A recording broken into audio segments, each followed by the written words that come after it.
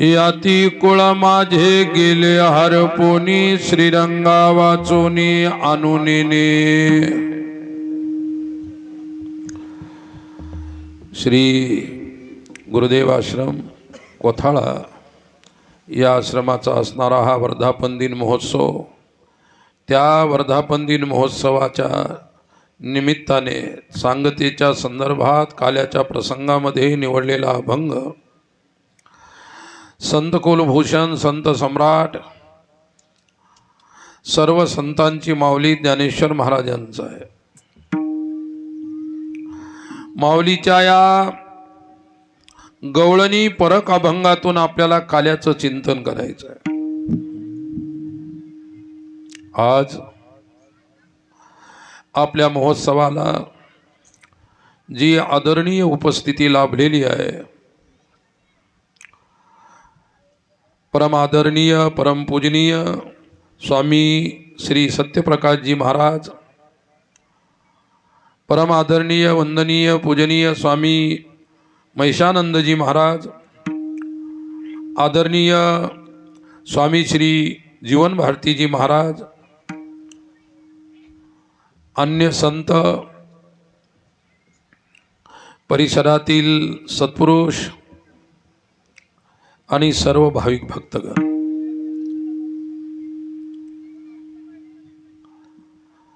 काला म्हटल्यानंतर भगवत चरित्राचा उच्चार असतो आणि भगवंताचं चरित्र विशद रूपाने या प्रसंगात आपण ऐकत असतो। सज्जनांनो, भगवत भक्ताच्या जीवनामध्ये काल्याची फार मोठी महिमा आहे। कारण काय, काला करणारे संत आहेत आणि भगवत सानिध्यामध्ये। काला करीती संत जन सवे त्यांच्या नारायण, सवे त्यांच्या नारायण, सवे त्यांच्या नारायण। काला करीती संत जन सवे त्यांच्या नारायण, सवे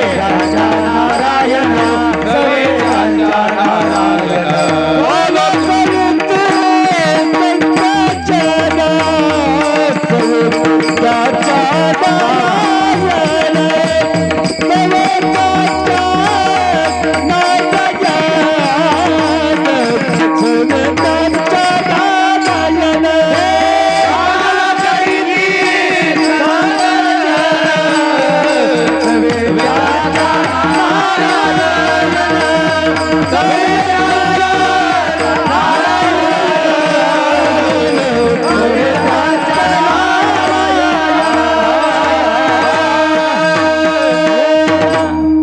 काला गरिती संत जन सवे त्यांच्या नारायण। काला करणाऱ्या संतांच्या सानिध्यामध्ये भगवान श्रीहरीची परम उपस्थिती असते। जेथे भक्त असतो तेथे भगवंत असतो, लक्षात ठेवा। भगवंत भक्ताला सोडून राहत नाही आणि भक्त भगवंताला सोडून राहत नसतात, असा त्यांचा अनन्य आश्रय संबंध आहे। म्हणून वैष्णव संतांनी केलेला जो काला आहे तो आता अतिशय महिमाशाली आहे। काल्याची महिमा अपार आहे। तो का म्हणे, काला वैकुंठी दुर्लभ विशेषा लाभ संता संगे। सत्पुरुषांच्या सानिध्यामध्ये तुम्हा आम्हाला काला मिळत असतो। काला देणारे संत असतात, काला घेणारे सुद्धा संत असतात। काय महत्वाची गोष्ट जी आहे, असंताला काला मिळत नाही। सज्जनांनो, संतच काला देतात आणि काल्याचे अधिकारी सुद्धा संतच आहेत। आणि म्हणून आज काल्याचा प्रसंग आहे। अभंगातलं चिंतन करण्यापूर्वी थोडीशी प्रस्तावना पाहणार आहोत। विठ्ठला विठ्ठला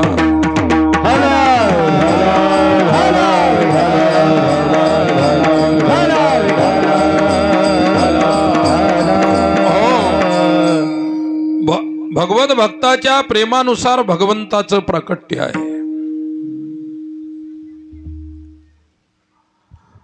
राम सचितानंद भगवाना, प्रेम ते प्रगट होई मै जाना.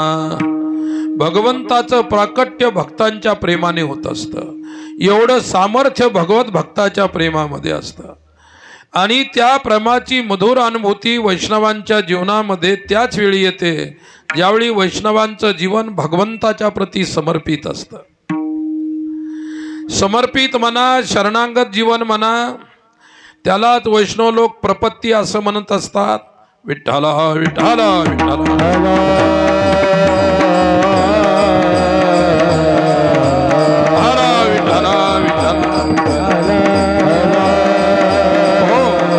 भगवत प्रेम जर लुटायचं असेल तर तुकोबराय म्हणतात, मनोनिया शरण जावे सर्व भावे देवासी, सर्व भावे देवासी, सर्व भावे देवासी. मनोनिया शरण जावे सर्व भावे देवासी, सर्व भावे देवासी, सर्व भावे देवासी. मनोनी शरण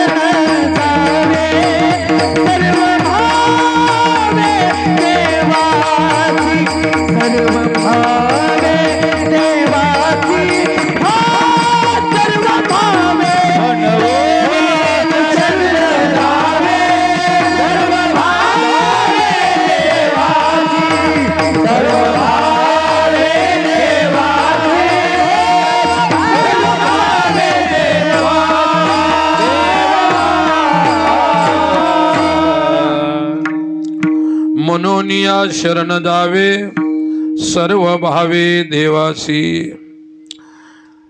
ते प्रेम, तो आनंद लुटण्यासाठी भगवत शरणागती अतिशय आवश्यक असते. काय स्वजीवनामध्ये ज्याची आपण आसक्ती धरून आहोत, ज्या उपाधीमध्ये आपण गुंतलेलो आहोत, आपलं मन बुद्धी चित्त ज्या उपाधीला धरून आहे, गोपिकांनी गोपाळांनी ती उपाधी त्यागली होती. त्यांनी उपाधिगत चैतन्याची अनुभूती केली. उपाधी माझी गुप्त चैतन्यासे सर्वगत, ते तत्वज्ञ संत स्वीकारिती. ज्ञानी संतच प्रत्येक वस्तूमध्ये परमात्मा आहे अशा प्रकारची अनुभूती करत असतात. जनिवनी अवघा देव, जनिवनी अवघा देव, वासनेचा मुसावा ठाव, मुसावा ठाव, मग ओळखतो वासुदेव, ओळखतो वासुदेव. ऐसा मनी वसुदेवा भावना, जनिवानी अवघा देव, जनिवानी अवघा देव, मनी वसुदेवा भावना.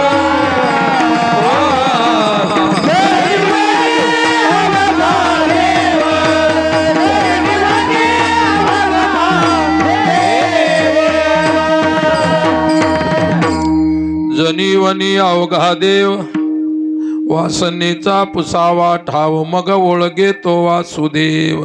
ऐसा मनी वसुद्यावा भावगा.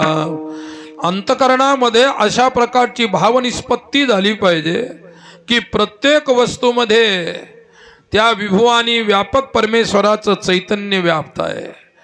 सर्व वस्तूमध्ये ते चैतन्य व्याप्त आहे अशी अनुभूती साधूची असते. काय साधू व्यक्तीला व्यक्ती, पशुला पशु किंवा जड वस्तूला जड वस्तू न समजता त्याला देव समजत असतो.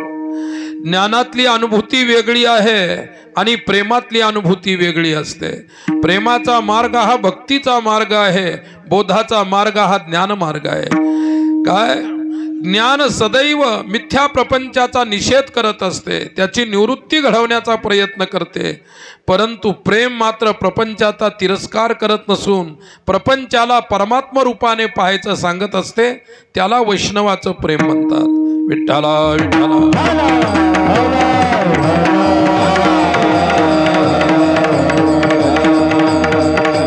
हरा विठ्ठला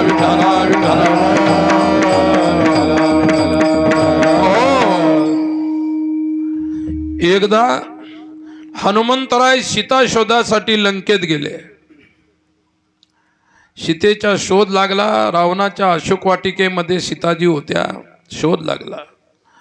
शोध लागल्यानंतर हनुमंताचा आणि सीतेचा परिचय नव्हता. अगोदर परिचय सुद्धा झाला. मारुतीने सांगितलं की मी रामाचा दूत आहे, सेवक आहे, भक्त आहे, तुमच्या शोधार्थ लंकेत आलेलो आहे. तुमचा शोध लागला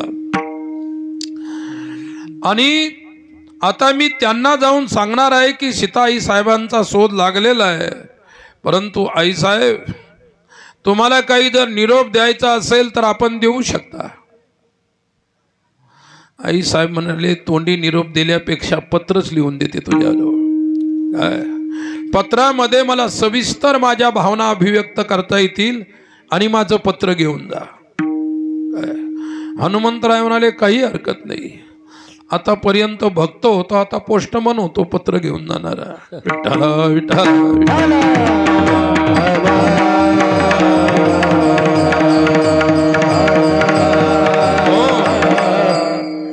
जे काही लिहायचं असेल ते पत्रामध्ये लिहिलं. ते पत्र हनुमंताच्या जवळ दिलं. हनुमंताने ते पत्र घेतलं आणि रामरायाजवळ आणून दिलं.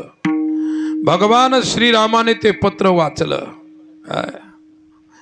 हनुमंतराय म्हणाले की त्यांना उत्तराची अपेक्षा असेल तर मी तुमचं उत्तर घेऊन जातो पत्राच्या रूपात. तर त्यावेळी श्रीराम प्रभू म्हणाले, हनुमान मला प्रश्न करायचं कामच नव्हतं. जर प्रश्नच उद्भवला नाही तर उत्तराचा प्रश्न कोठे येतो. परंतु तू म्हणत आहेस त्या ठिकाणी उत्तर काहीतरी द्या. तर रामरायाने सांगितलं की उत्तर मी देतो आणि ते उत्तर गोस्वामी तुलसीदासांनी आपल्या रामायणात दिलेलं आहे.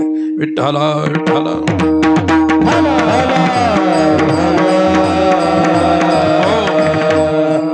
गोस्वामी म्हणतात, तत्व प्रेम कर मम आरुतो ओरा जानत प्रिय एक मनो ओरा. राम सिया राम सिया राम राम सिया राम सिया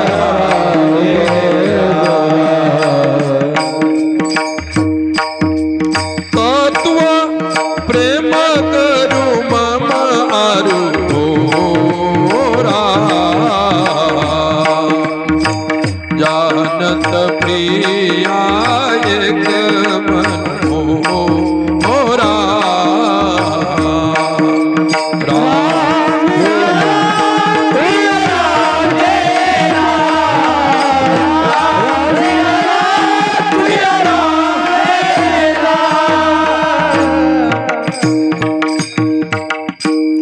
तत्व प्रेम कर ममहारु तोरा जानत प्रिया एक मनु मोरा. प्रिय, तू मला पत्र लिहिलंस. शब्द अभेद दर्शनही घडवत असतात आणि शब्द भेद दर्शनही घडवत असतात. शब्दात दोन प्रकारचं सामर्थ्य आहे, लक्षात ठेवा. वेदांत दृष्टीने शब्द सुद्धा मिथ्या आहे, अलीक आहे, खोटा आहे शब्द. म्हणून वेदांतामध्ये शब्दाला सुद्धा तेवढं महत्व नाही. जोपर्यंत बोध होत नाही तोपर्यंत शास्त्र आणि शब्दाला महत्व असते. आणि बोधाच्या नंतर शब्दही समाप्त होतात. यतो वाचो निवर्तन्ते अप्राप्य मनसा सह. जेथ मनाची नखिन लगे बुद्धीची दृष्टी न रिगे. ते इंद्रिया किरजोगे काही होईल. ते इंद्रिय अगोचर असणार परब्रह्म, ते शब्दातीत असणार ते परब्रह्म परमात्मा, तो न शब्दाचा विषय आहे, न इंद्रियाचा विषय आहे, न मनबुद्धीचा विषय आहे. काय तो अवांग मनस गोचर आहे. विठ्ठला विठ्ठला.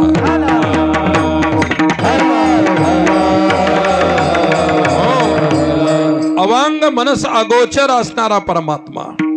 लक्षात घ्या. रामचंद्र प्रभू म्हणाले, सीते, पत्राचं उत्तर दिलं त्यांनी. प्रश्न शब्दामध्ये मांडला होता, शब्दामध्येच प्रश्नांचं उत्तर मिळालं.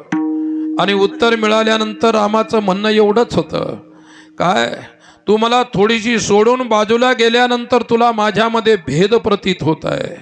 अगं पत्र भेदात लिहिल्या जातं, प्रत शब्दात लिहिल्या जातं, आणि तुझ्यामध्ये आणि माझ्यामध्ये नित्य अद्वैत अभेद आहे. आणि मग कशाला पत्र लिहिलं? तू आणि मी जर एकच आहे तर पत्र लिहिण्याचा प्रश्न कोठे आहे? विठ्ठला विठ्ठला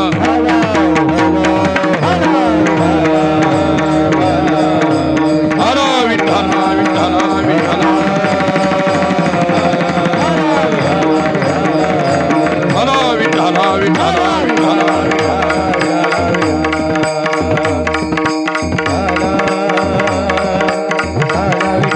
हरा विठ्ठला विठ्ठला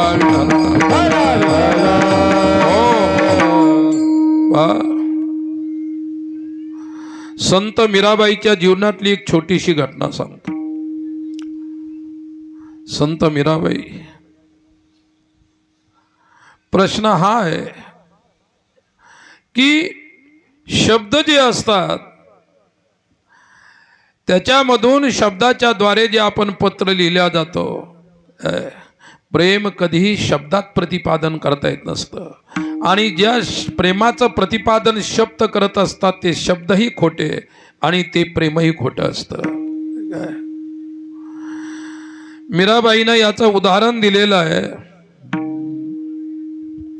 जाके पिया परदेस बसत है, जाके पिया परदेस बसत है, जाके पिया परदेस बसत है, जाके पिया परदेस बसत है, लिख लिख भेजती पाती, लिख लिख भेजती मोरे पिया मोरी माही बसत है, मोरे पिया माही बसत है, कौन आती जाती सखी रे मैं तो सावरे के रंगना, हीरे मैं तो सावरे के रंगना, सखी रे मैं तो सावरे के रंगना,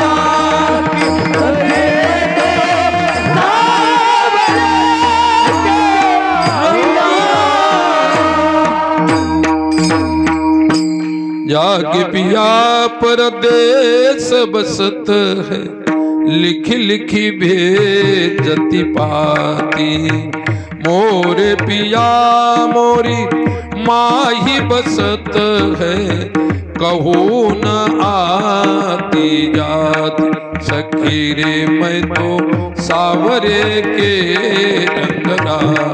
ओ जाके पिया परदेस बसत है, लिखी लिखी भेदती पाती. जिचा प्रियतम परदेशामध्ये कुठे वास्तव्याला असेल त्याच्यासाठी पत्र लिहिल्या जातात. मोरे पिया तो मोरी माही बसत है, कहू ना आती जाती.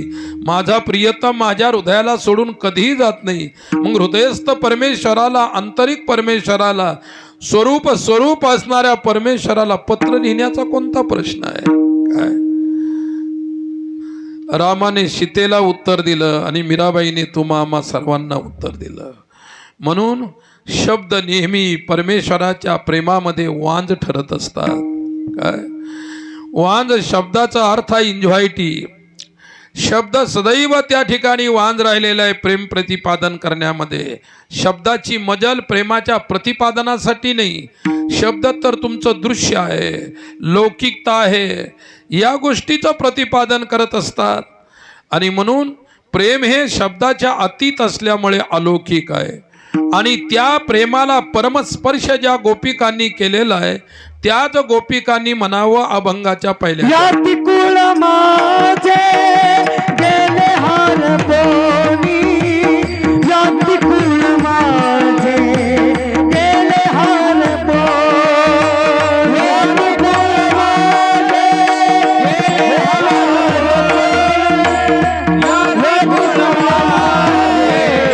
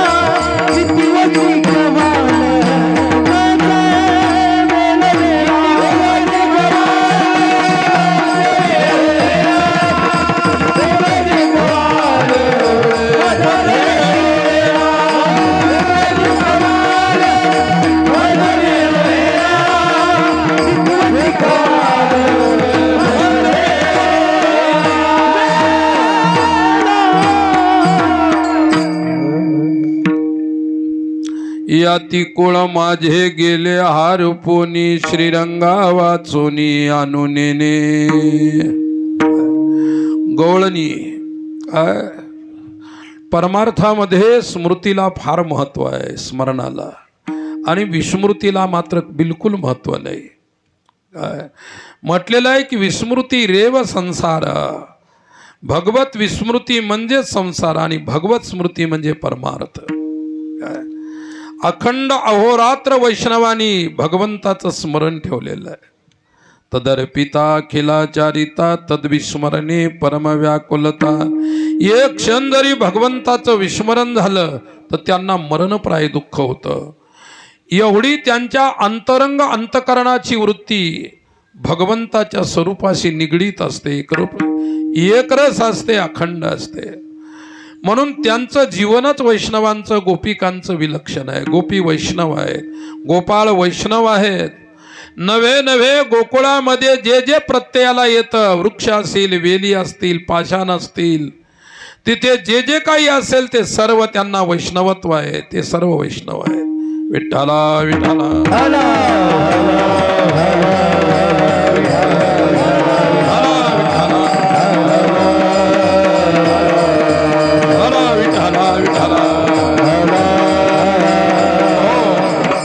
आणि सदैव गोकुळचा वास असावा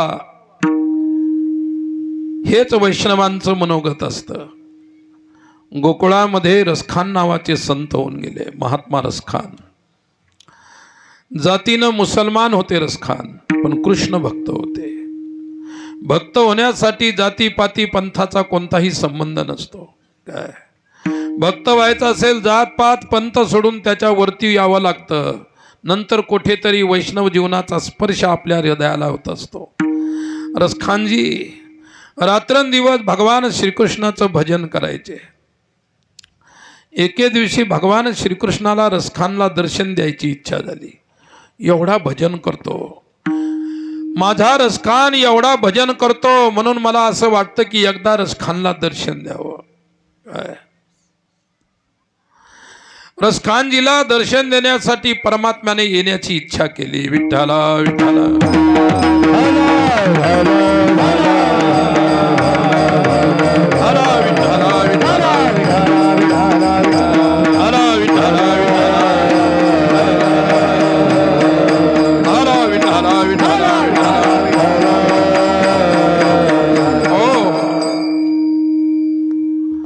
भगवान श्रीकृष्ण गोकुळामध्ये रसखानजी संकीर्तन करायचे भजन करायचे परमात्मा भेटीसाठी आला एके दिवशी देवाने महात्मा रसखानजीला विचारलं रसखान क्या चाहते हो क्या चाहते हो रसखान बसलेले होते आपल्या चिंतनात आपल्या स्मरणामध्ये मग्न होते परमात्मा समोर येऊन उभे राहिले श्रीमद भागवताच्या दशमस्कंधामध्ये भक्तवत्सल परमेश्वराचे परम भक्त उद्धवजीने जे मागितलं तेच रसखाननं मागितलेलं आशाम हो चरण रेणुजुषामहं श्याम वृंदावने किमपि गुल्मलतौषधीनां यादुस्त्वजन स्वजन मार्य पथंच हित्वा भेजुर्मुकुंद पदवीं श्रुतिभिर्विमृग्या त्याच श्लोकाचा अर्थ रसखान मानुस होतो वही रसखान बसे ब्रज गोकुल गाव के ग्वारन परमेश्वरा माणूस म्हणून जन्म द्यायचा असेल तर गोकुळचा माणूस बनव पाहन हो तो वही गिरी के जो छत्र पुरंदर धारण मला जर पाषाण बनवायचा असेल तर गोवर्धनचा पाषाण बनव वृक्ष बनवायचा असेल गोकुळचा ब्रजभूमीचा वृक्ष बनव मला कीट मुंगी पतंग या पशु पक्षी प्राण्याच्या रूपात जन्म द्यायचा असेल तर गोकुळचा जन्म दे काय रसखानजीने गोकुळामध्ये जन्म मागितला भगवंत काहीतरी पुष्कळ देण्यासाठी आले होते काय वैष्णवांची मागणी कधी नाशिवंत जड पदार्थासाठी नसते. मग वैष्णवांची मागणी कधी लौकिकात नसते, पारलौकिकात नसते. वैष्णवांची मागणी झाली तर अलौकिकात असते. विठ्ठला विठ्ठला.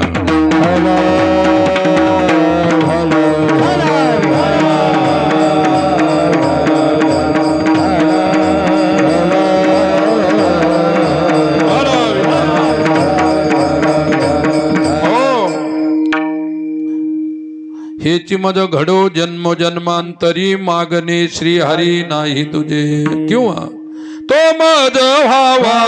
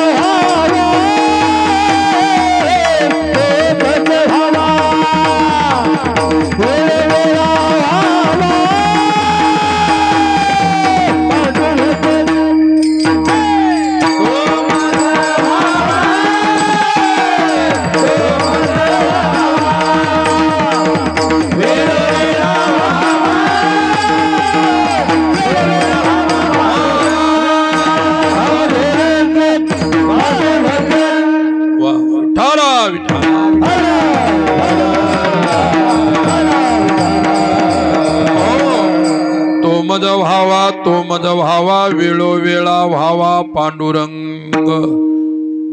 वैष्णवाची मागणी आहे, भगवत भक्ताची मागणी आहे. गोपिकांनी काय मागितलं, भगवत भक्तांनी काय मागितलं याचा उल्लेख संत चरित्रामध्ये पाहायला मिळतो. श्रीमद भागवतामध्ये, पुराणांच्या मध्ये या गोष्टीचा उल्लेख आपल्याला साधू चरित्रातून पाहायला मिळत असतात. वैष्णवाची मागणी काहीच नसते.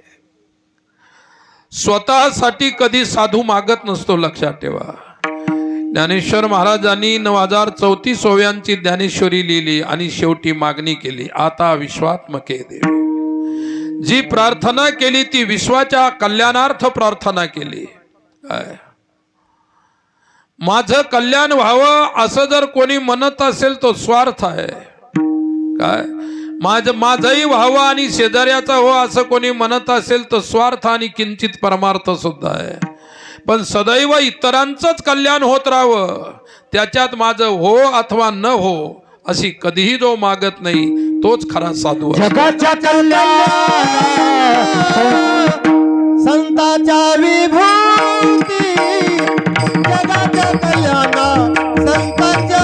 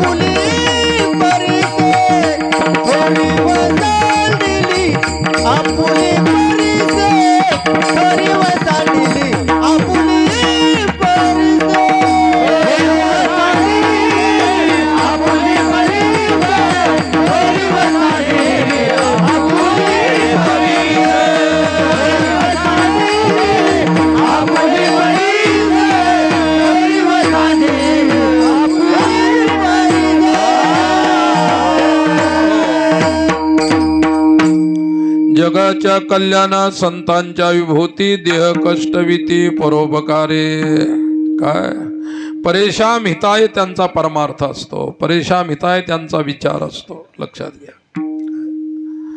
कारण साधूला समाज आणि समाजाचा धर्म कळालेला असतो, समाजाला समाजाचा धर्म कळालेला नाही. म्हणून साधू संत अवतीर्ण होऊन समाजाला समाजाच्या धर्माचं दिग्दर्शन करतात, मार्गदर्शन करतात. म्हणून साधूचे अनंत उपकार आहेत. परहित सरीच धर्म नाही भाई, परपीडा सम नह्या धमाई. येथे उपकारासाठी आले घरजा वैकुंठी. केवळ समाज हित करण्यासाठी साधूच्या उताराचा उद्देश आहे, प्रयोजन आहे. विठ्ठला विठ्ठला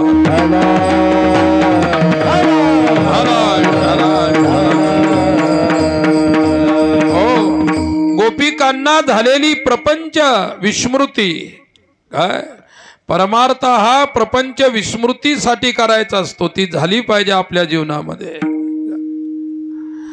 लक्षात घ्या. एक छोटंसं उदाहरण सांगतो, उदाहरण अनुभवाचं आहे. मी वृंदावनला राहिलो काही दिवस आणि माझ्या सोबत जे माझे सहपाठी होते बरोबर शिकणारे, आम्ही एक दिवस ठरवलं की आपण ब्रजभूमीची यात्रा करू. ते म्हणाले काही हरकत नाही, करू ब्रजभूमीची यात्रा. ब्रजभूमीची यात्रा करायचं ठरवलं. ब्रजभूमीची यात्रा निघालो. मग तिघं आमच्याजवळ फक्त कमंडल, आमच्या अंगावरचे वस्त्र, जास्त वस्त्र सुद्धा नव्हते, आमच्याकडून पैसे तर नव्हतेच. विठ्ठला विठ्ठला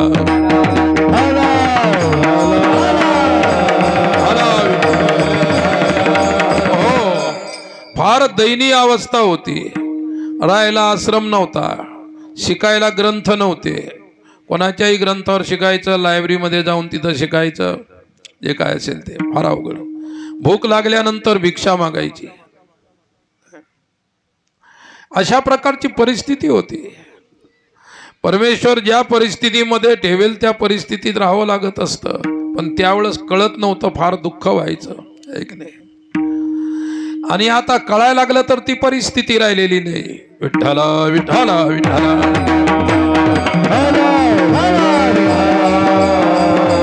हो. एक एक पळीवर खिचडीवरती एक एक दिवस काढलेला आहे. तुम्हाला काय सांगू, फार अवघड परिस्थिती होती. मला एक सांगायचं की आमचं ठरलं, आम्ही निघालो. दशमीचा दिवस होता, मला आजही आठवतं. वृंदावनामध्ये भिक्षा केली. म्हटलं पहिला मुक्काम आपण बरसाण्याला करू. निघालो. पोचलो तिथे. एका शेतामध्ये थांबलो. तिथे असं एक शेतकऱ्याचं शेत होतं, त्याच्यामध्ये थांबलो. ठरवलं आपल्याला कोणत्या मठात थांबायचं नाही, मंदिरात थांबायचं नाही, जंगलात, शेतात, जिथं एकांत असेल तिथं थांबत जाऊ. भिक्षा मागायला फक्त गावात जायचं. आणि मग काय झालं, दशमीची आम्ही दुपारी तर भिक्षा करून गेलो होतो. संध्याकाळी आमचा भिक्षा मागायचा नियम नव्हता. फक्त दिवसातून एकदा दुपारी भिक्षा मागायची, संध्याकाळी मग तसंच काही खायचं नाही, पाणी वगैरे जे असेल ते प्यायचं. दुसऱ्या दिवशी एकादशी आली. आम्ही तिघजण होतो, तिघांनाही एकादशी होती. आता आमच्याजवळ त्या ठिकाणी पैसे नव्हते. तिघापैकी एकाजवळ 2 रुपये होते. पहिले 2 रुपयाची लाल नोट असायची, लाल पाहिलीन बापू, लाल नोट आहे की नाही. चांगली माल हलवायला लागली म्हणजे पाहिलेली आहे. ती 2 रुपयाची नोट होती एका जणाजवळ. म्हटलं आपल्या तिघांपैकी तर कोणाजवळ पैसे असले तर थोडा साबुदाणा विकत घेऊ, एकादशी आहे. एकादशीला इकडे लोक काही एकादशी धरत नाहीत आणि आपल्याला एकादशीची फलाराची भिक्षा मिळणार नाही. मग माझ्याजवळ नव्हते, माझ्या दुसरा सोबती होता त्याच्याजवळ नव्हते, तिसऱ्याजवळ 2 रुपये होते. तो म्हणाला माझ्याजवळ 2 रुपये आहेत पण खर्च करायचे नाही. म्हणजे अरे म्हटलं आता आपल्याला, आणि त्यावेळी काय नाही, ते साबुदाणा 50 पैसे या 40 पैसे किलो होता, इतकं स्वस्त होतं ते. त्याला म्हटलं तुम्ही निदान 8 आणे दिलं तर 1 किलो तर आपलं पोटभर काम होऊन जातं म्हटलं. तो मला नाही नाही नाही हो म्हटलं, जपून कशाला ठेवता ते पैसे. त्याने काय म्हटलं की ज्यावेळी मी भयंकर बिमार पडेल त्यावेळी मला पत्र घेऊन घरी पाठवण्यासाठी ते पैसे पाहिजे. म्हटलं सध्या तर काही तू बिमार झालेला नाही, तू चांगला आहे सध्या. अरे बिमार झाल्यानंतर पाहून घेऊ काय करायचं तर. नाही नाही नाही नाही मला मी माझा संकल्पच केलेला आहे, 2 रुपये खर्चच करायचे नाही, असे ठेवायचे. हो नाही हो नाही हो नाही म्हणता म्हणता तयार केला बा. तो म्हणाला मी 4 आणे देईल, त्याच्यात जेवढं येईल तेवढं घ्या. अरे म्हटलं 4 आण्याचं काय येणार आहे. मग म्हणले 8 आणे देईल. आमच्यासोबतचा म्हणले असं करता करता 1 रुपयापर्यंत 100% येऊ शकतो म्हणलं. तो आहे की नाही, 1% 100%वर आला म्हणजे आपलं पूर्ण काम झालं, काही हरकत नाही. मग त्याला म्हटलं 1 रुपया देऊन टाका, आपलं सकाळचंही होतं आणि संध्याकाळचंही होतं, एकदाच घेऊन येऊ. नाही नाही मी 8 आण्यावर आलो म्हणले, आता पुढं सरकणार नाही. आहे की नाही, तोही पक्का होता. आहे की नाही, आता ढिल्ला असता तर आम्ही दिला असता सरकून, पण तो इतका पक्का होता सरकणार नव्हता. म्हणलं घ्या ना, जेवढं निघतं तेवढं घ्या. विठ्ठला विठ्ठला.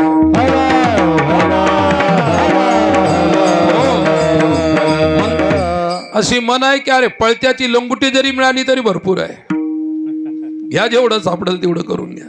घेतले 8 आणे. गेलो मी त्या दुकानामध्ये, त्यानं 1 किलो साबुदाणा मोजून दिला.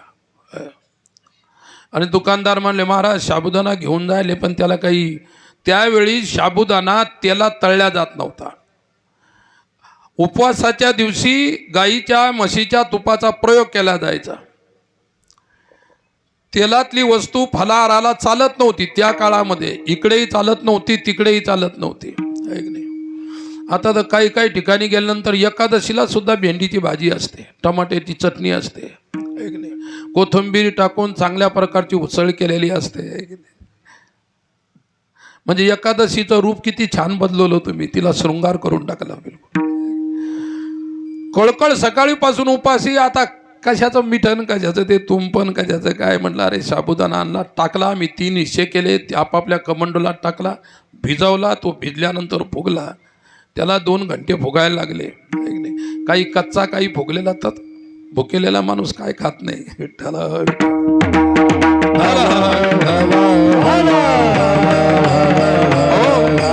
आमचा तरी अनुभव आहे की भूक लागल्यानंतर मीठ बिना मिठाचा असेल तरी ते स्वादिष्ट लागतं भूक लागल्यानंतर. आणि भूक नसल्यानंतर तुंप जरी ओतलं वरून तरी म्हणतं नाही बरोबर झालं नाही. ज्याला खरोखर भूक लागली त्यालाच अन्नाची किंमत आहे, कसे चवदार लागतं अन्न.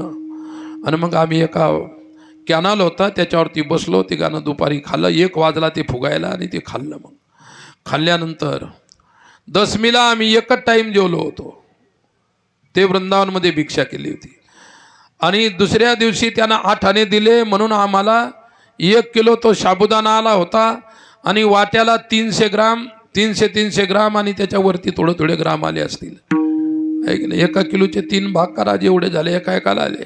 ऐक नाही, आणि त्यावेळी जवानी होती, तर तारुण्य होतं, भूक खूप लागत होती, खायलाही भरपूर लागत होतं.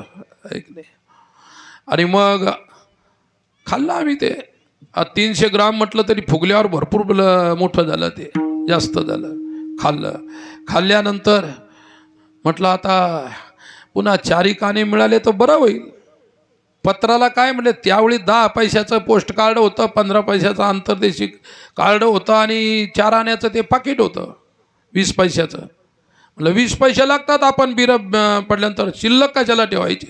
नाही नाही म्हणले, आता मी दिले ना 8 आणे, आता मला 1 पैसाही मागू नका. आम्ही पुष्कळ खाजून पाहिलं त्याला, पण ते काही तयार झालं नाही. विठ्ठला विठ्ठला.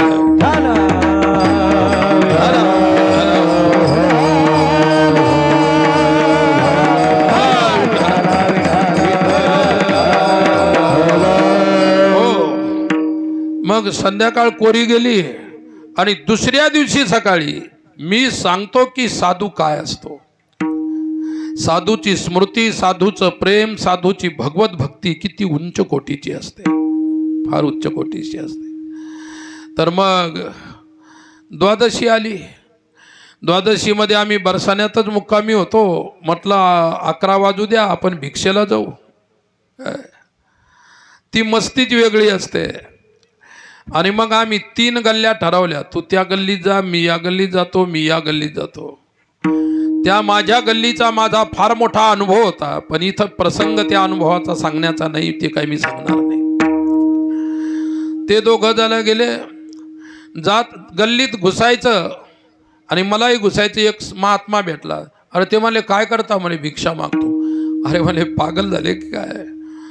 त्या तिकडं धर्मशाळा आहे, तिथे शेठजी दर द्वादशीला शिदा वाटत असतात. म्हटलं पण बनवायचं कसं? भांडेही देतात आणि ते सरपण सुद्धा देतात, इंधनही देतात. मग ते दोघं आले माझ्याकडे, पडतात. थांब थांब थांब थांब, गल्लीत घुसू नको. म्हणलं काय? सर्व व्यवस्था लागली. असं आहे. म्हणलं चांगली गोष्ट आहे, चला. आणि ते जे शेठजी शिदा वाटत होते ते फक्त त्यांचा टाईम होता 10 ते 11, 1 घंटा वाटत होते. आम्ही गेलो 11:30. तिथं गेलो, पायऱ्या चढायला लागलो की त्यांनी असा हात केला, थांबा आता शिदा संपलेला आहे, पुढच्या एकादशीला या. अरे भूक आता लागली आणि पुढच्या एकादशीला येऊन काय? तोपर्यंत जिवंत राहिलं पाहिजे ना. पुढची एकादश दाखवली त्यानं. म्हणजे दुर्भाग्य, पायरीवर गेलो, मिळालं नाही. विठ्ठला विठ्ठला विठ्ठला विठ्ठला विठ्ठला विठ्ठला विठ्ठला.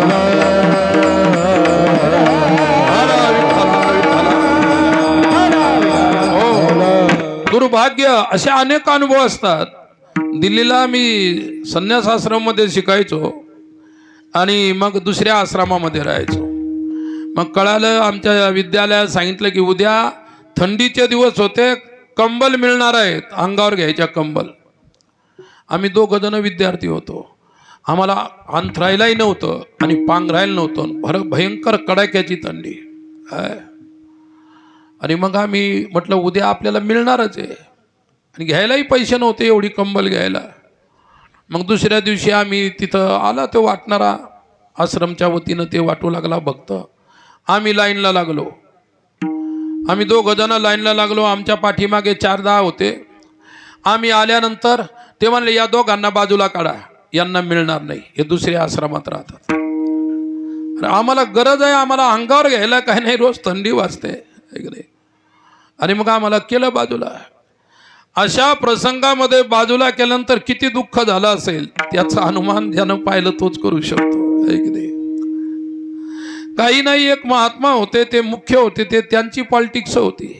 संसारी लोकांची पॉलिटिक्स आम्ही सहज पेलू शकतो, पण साधूची पॉलिटिक्स फार खतरनाक असते. विठ्ठला विठ्ठला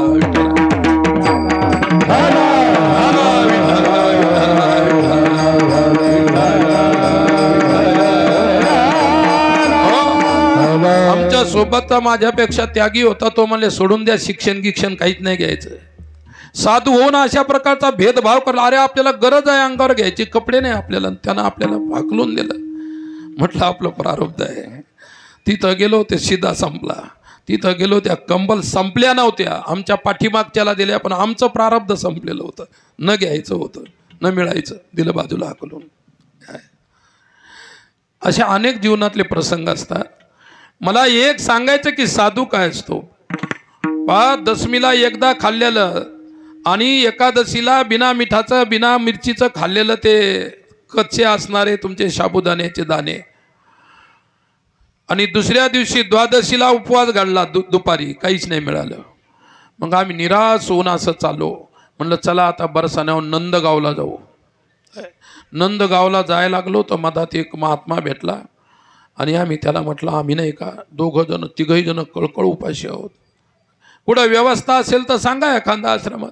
अरे बोले भैया आप लोगों ने बहुत अच्छा पूछा है, क्या यहाँ से नज़दीक वो सामने जो बबुल के पेड़ दिखते हैं ना, घने पेड़, उसके अंदर एक बाबा जी की कुटिया है और वहाँ पर तुम्हें भोजन मिलेगा, पानी मिलेगा, बाबा जी का दर्शन मिलेगा, बहुत बड़े संत है, आप लोग भाग्यशाली, वहाँ जाओ.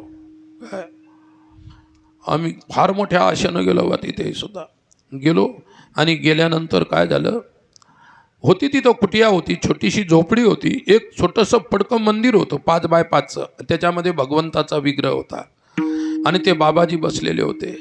छोटीशी लंगोटी लावलेली अंगावरती आणि एखाद्या लाकडाप्रमाणे वाळलेले हातपाय, छोटे छोटे, सुकलेलं शरीर. विठ्ठला विठ्ठला विठ्ठला.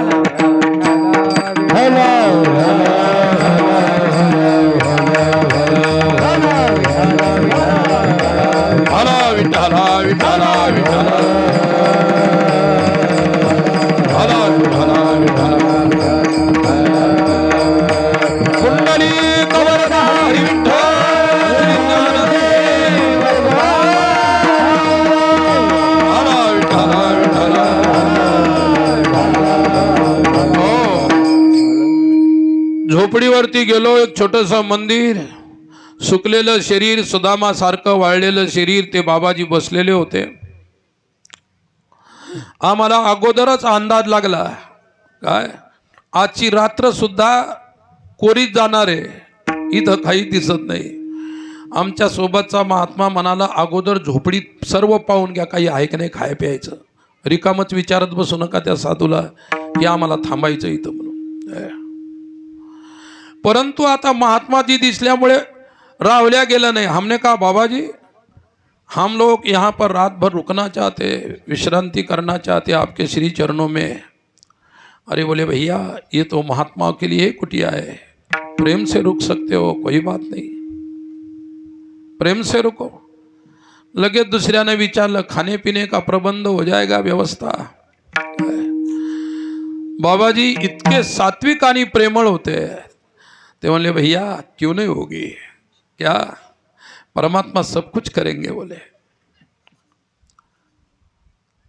म्हटलं दिसत तर काही नाही, महात्मा खाऊ कुठून घालणार, फार प्रश्न आहे.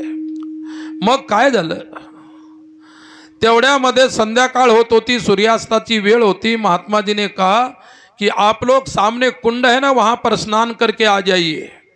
क्या थोड़ा भजन करेंगे, इधर रसोई बन जाएगी. हमने कहा ठीक है भैया.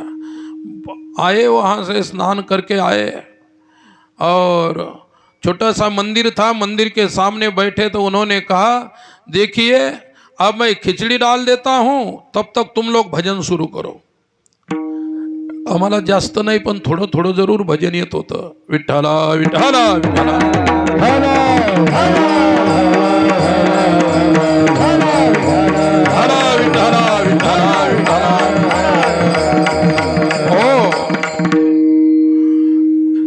आता पोटात भुका लागलेले कशा भजनात मन लागतंय. जसं कोणीतरी म्हटलंय की लेले अपनी कंठी माला, भुके भजन नाही होत गोपाला. उपाशी पोटी भजन सुद्धा होत नाही.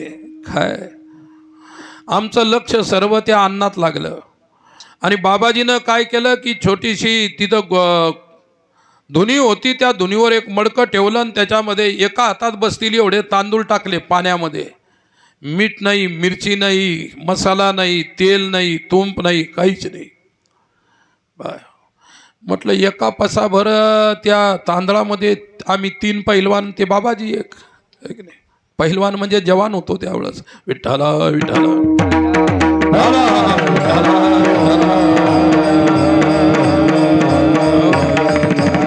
हो, आमचे चालले एकमेकाला चिमटे घेणं. इथून आता निघून गेलेलो परवडलो, पुन्हा आपण फसायचो, जास्त वेळ राहिलो होतो. आणि आपल्याला एका पासा तांदळात आपल्या तिघायचं काय होणार. ते बाबा सुद्धा यायचा होता. आता असे आमच्या विचार चालले. पण नाही, म्हटलं आपण महापुरुष आहे, त्यांना विचारलेलं आहे, त्यांनी आपल्याला इथं थांबण्याची आज्ञा केलेली आहे, आपण त्यांना सोडून जाऊ शकत नाही. काय म्हटलं, मी सहज म्हटलं आजच्या दिवस जाऊ द्या, कालच्या सारखं होईल. अरे मला 3 दिवस झाले आणि पुन्हा आजच्या दिवस, उद्याचा दिवस तसाच जायचा. दम धरवल्या जात नव्हता, पण इलाज नव्हता. सज्जनांनो, त्या मडक्यामध्ये ते पसाभर तांदूळ पाण्यात टाकलेले आणि आमचं भजन लागलं. बाबाजीने कहा कि मैं आगे आगे कहूंगा, तुम पीछे पीछे कहना. त्यांचा इतका मधुर आवाज होता, गोड, इतके गोड आवाजात ते भजन म्हणायचे. त्यांच्या पाठीमागे आम्ही म्हणायचो. 6 वाजेला ती खिचडी टाकली होती बा, आम्हाला 8 वाजले. खिचडी शिजायला किती वेळ लागत असतो महिला मंडळ? खिचडी शिजायला कुकर मध्ये नाही, भगुन्यात. बरं. विठ्ठला विठ्ठला विठ्ठला विठ्ठला विठ्ठला विठ्ठला विठ्ठला विठ्ठला.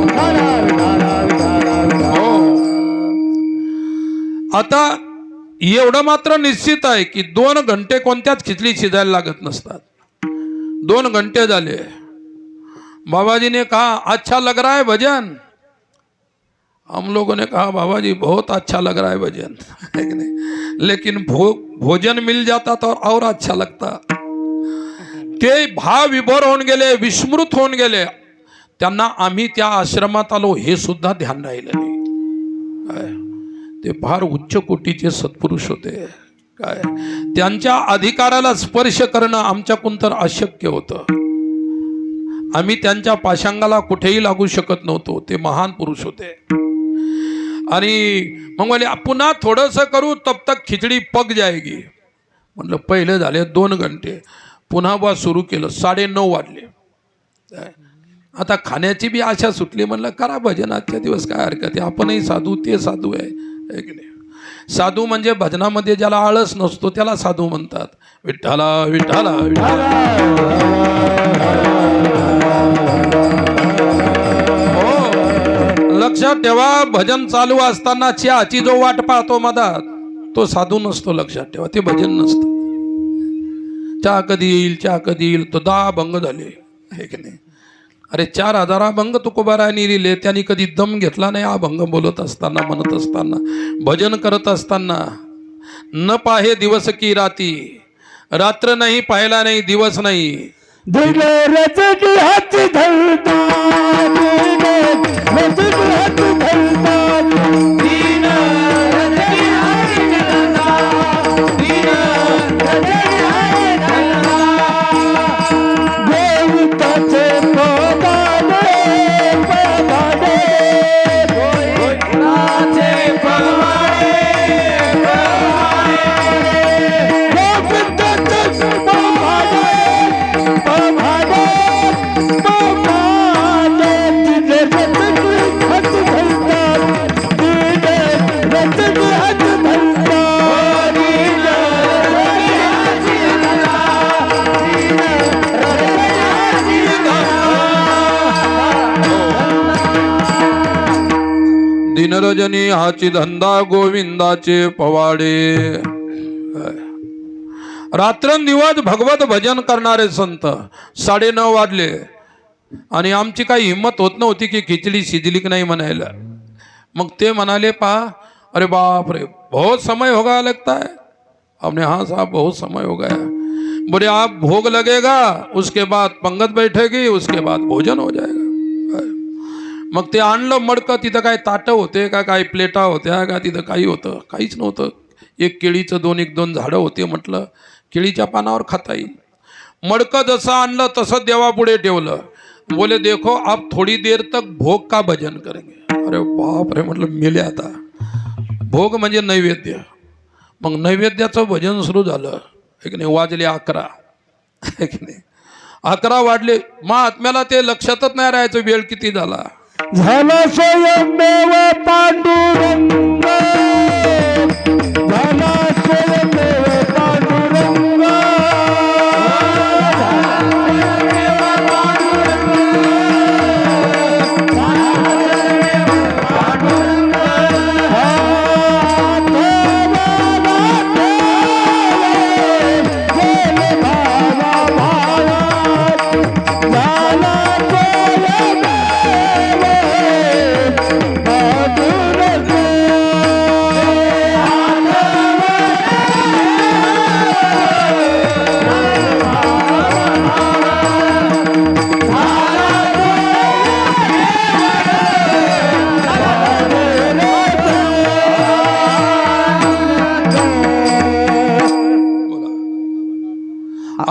आठव गेले भावा भाव झाला स्वयंमेव पांडुरंग. ही स्थिती त्या महात्म्याची होती.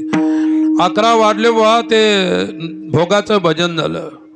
आणि मग आता 2 मिनिट थांबले. म्हटलं आता काय राहिलं ते सांगून आता काकड्याचं भजन सुरू करायचं का, है की नाही.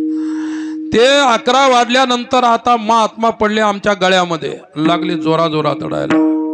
वागदगदा द्रवते यस्य चित्तम रुदत्य भीक्ष्णम हसती क्वचिच्च. विलाप करू लागले, रडू लागले. म्हटलं आता काय होणार आहे. हमने कहा बाबा जी हम लोगों से आपको कुछ दुख होगा तो बता देना, हम क्षमा मांगते। नहीं बोले बेटा तुमसे कोई इस प्रकार से अपराध या क्षमा मागने की बात नहीं है, अपराधी तो मैं हो। काय इतके रडू लागले आणि त्यांनी एकच म्हटलं, देखो मुझे क्षमा करना, क्या आप अतिथि है, साधु है, मैंने आपको 6 घंटे भूखा रखा इसलिए मुझे बहुत पश्चाताप हो रहा है। हमने कहा बाबा आप तो हमारे लिए तो भगवान के समान है, ऐसा पश्चाताप मत करो, हम कौन होते क्षमा करने वाले, क्षमा तो आप जैसे लोगों ने करना चाहिए, महापुरुषों ने। सज्जनांनो ते रडणं थांबल्यानंतर 11 वाजले होते। 12च्या नंतर मी सुद्धा भोजन करत नसतो, कोणताही साधू 12च्या नंतर भोजन करत नसतो, है की नाही। 12च्या नंतर जे काही रात्र सुरू होते ती आसुरांची रात्र असते, है की नाही। आता तुमचं चालतं ढाब्यावरती 12, 1, 2 वाजेपर्यंत खायला, मग दुपारी 11 वाजता उठायचं, 12 वाजता उठायचं, है की नाही।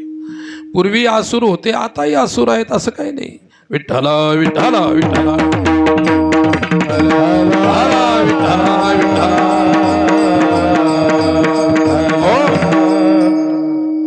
म्हणलं मडक्यामध्ये 6 घंटे खिचडी अग्नीवर राहिली, आता हिच्यात काय राहिलं असेल।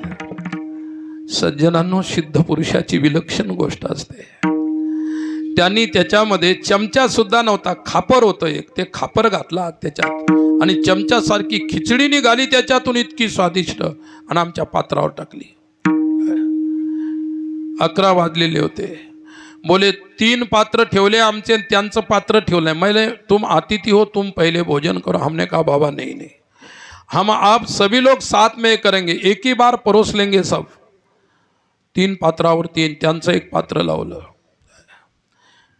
ती जी पाण्यात शिजलेली, तिला खिचडी कसं म्हणायचं हा प्रश्न आहे। आम्ही ज्यावेळी ती खिचडी खाल्ली तशी खिचडी अजून तशी मिळाली नाही। खिचड्या भरपूर वेळा खाल्ल्या असतील, पण त्या खिचडी सारखी खिचडी नाही मिळाली।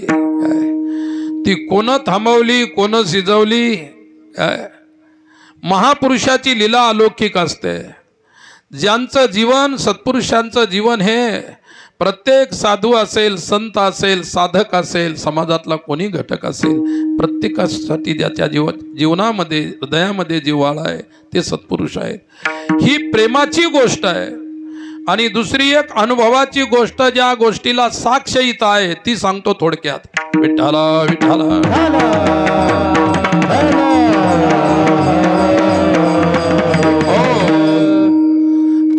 आपल्या स्टेजवरच आदरणीय पूजनीय स्वामी महेशानंदजी महाराज बसलेले आहेत, दोघांच्या मध्ये इथं। ते म्हणाले महाराज तुम्ही नेहमी फिरत असता, मला न्या एकदा।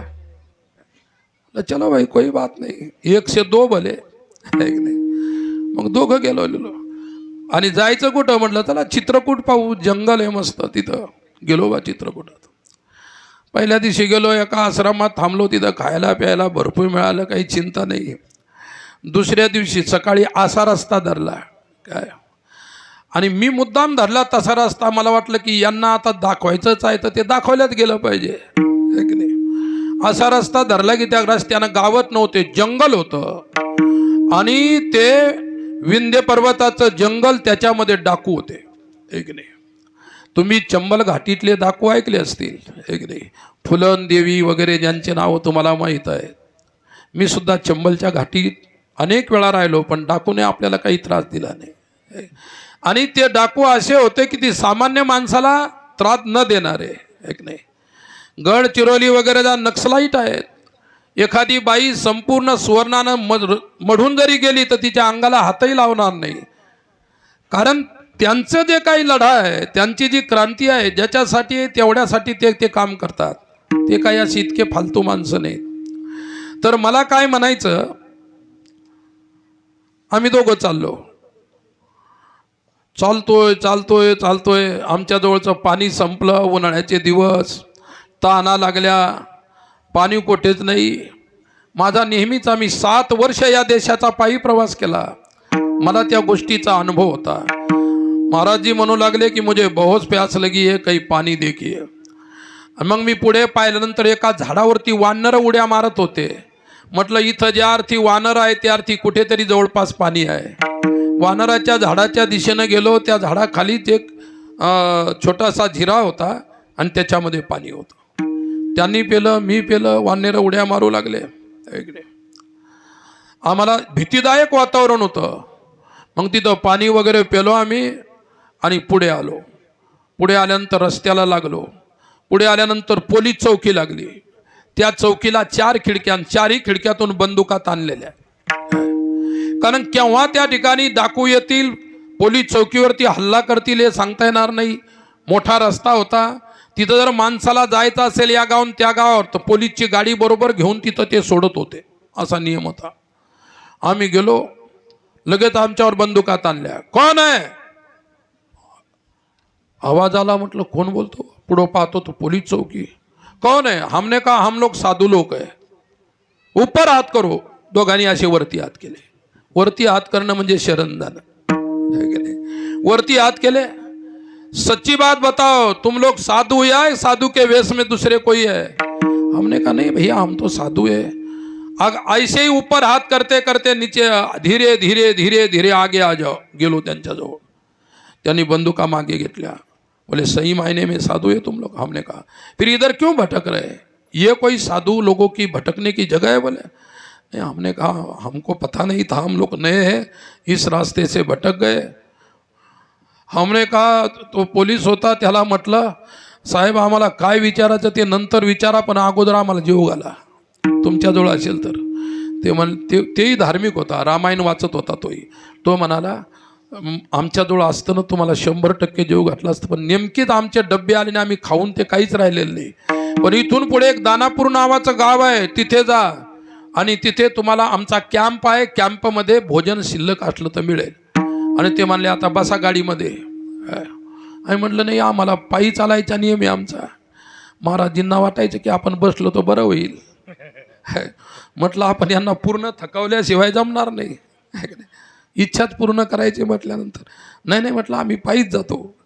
आणि मग गेलो तिथं गेलो. ते कॅम्प बंद झालेला होता.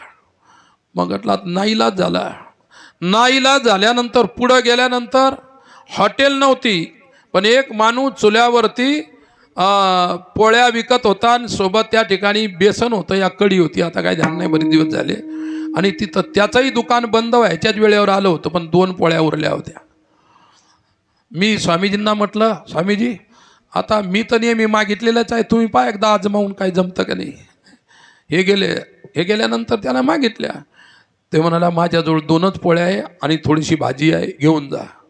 त्याच्यामध्ये काय आमचं भागत नव्हतं. आम्ही सकाळपासून चालत होतो दोघं, तर दुपारचे 3 वाजले होते. तिथपर्यंत उपाशीच होतो. आणि मग ते होतं थोडंसं, ते खाऊन घेतलं, पाणी पिलं थोडंसं. स्वामीजीने म्हटलं आपली एवढ्यावर काही जमत नाही बा, अजून कुठेतरी पहा. म्हटलं आता वेळ चुकलेली आहे, आता कुठे मिळणार नाही, मिळणं शक्य नाही. पुढं थोडंसं गेलो तर आम्हाला एक लाल झेंडा दिसला, असा डोंगरावरती लाल झेंडा. नक्की म्हटलं कोणीतरी महात्मा राहतो इथं, हे डोंगरात कोण झेंडा लावणार आहे. मग तिथं गेलो. तिथं एक उडिया बाबा नावाचे संत होते. आणि तिथं गेल्यानंतर आम्हाला भुका लागलेल्याच होत्या. हमने कहा बाबाजी कुछ खाने पीने की व्यवस्था हो तो है क्या? अरे बोले तुम बहुत दोनों ही बड़े भाग्यशाली हो. तिथं कोणीतरी भंडारा केला होता. कशाचा? त्या व्यक्तीच्या म्हशीचे ते वगारू वाचत नव्हते, म्हणून त्यानं तिथं देव होता कोणता तरी, त्याला भंडारा केला होता. आहे की नाही? म्हणलं वगाराचा का भंडारा व्हायना, पण पोटात घातलं तर बरं होईल. आहे की नाही? कोणता का भंडारा व्हायना, काय झालं. अरे मग ते महात्माजी म्हणे आहे म्हणे ठेवलेलं झोपडीमध्ये, पहा डब्यामध्ये झाकून ठेवलं होतं. मग ते आम्ही डब्यातून काढलं. दही होतं, भाजी होती, पोळी होती, वरण होतं. पोटभर खाल्लं आम्ही दोघांनी. आणि नंतर त्या ठिकाणी आम्हाला संध्याकाळचा मुक्काम. तिथं रात्री 12 वाजता तिथं डाकू आले पुन्हा. त्यांनी आम्हाला अगोदर सांगून ठेवलं डाकू यहाँ आ सकते बोले, तो तुम जहाँ से आए वहाँ सा सच्चा सच्चा परिचय देना, झूठा मत बोलना, घबराना नाही. काय डाकू आले गेले आम्हाला माहीत नाही. आम्हाला कारण दिवसभर आम्ही थकलेलो, फुल जेवलेलो, आता कशाचं उठतो आम्ही तिथं, आहे की नाही. तर परिस्थिती अशी आहे की महात्मा शेवटी महात्मा असतो. विठ्ठला विठ्ठला विठ्ठला विठ्ठला विठ्ठला. म्हणून मी सांगत होतो गोपिका वैष्णव होत्या. गोपिकांचं अनन्य प्रेम श्रीकृष्णावरती होतं. काय स्वतःचं संपूर्ण अस्तित्व त्यांनी श्रीकृष्णाच्या चरणी समर्पित केलं. एवढं मोठं अस्तित्व होतं. परमार्थामध्ये नव्हे वैष्णव जीवनामध्ये समर्पणाला महत्व आहे.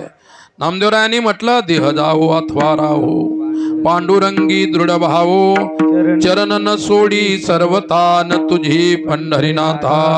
काय एवढं मोठं समर्पण आहे. आणि ज्याचं समर्पण मोठं आहे तो माणूस मोठा आहे. विठ्ठला विठ्ठला विठ्ठला विठ्ठला विठ्ठला विठ्ठला विठ्ठला. हो छोटंसं उदाहरण सांगतो तुम्हाला समजेल असं. एक फार कलाकार होता, मूर्तिकार होता. त्याने इतकी सुंदर मूर्ती बनवली आणि अशीच आपल्या गावात जशी यात्रा भरली अशी यात्रा भरली होती. त्या यात्रेत त्याने विकण्यासाठी आणली. मूर्ती यात्रेमध्ये विकण्यासाठी आणल्यानंतर प्रत्येक जण त्या मूर्तीला पाहून आश्चर्यचकित होता. प्रत्येकाला घ्यायची इच्छा व्हायची आणि त्या मूर्तिकाराला विचारायची कैशी दिया मूर्ती. तर मूर्तिकाराने म्हटलं तसं काही नाही, त्याची किंमत तर मला सांगता येणार नाही, परंतु तुम्ही किंमत बोला, तुमच्या पुढे कोणी किंमत बोलेल हराशी टाईप आणि शेवटी बोलणारा थांबेल ते तेवढ्या किमतीला मूर्ती देणार.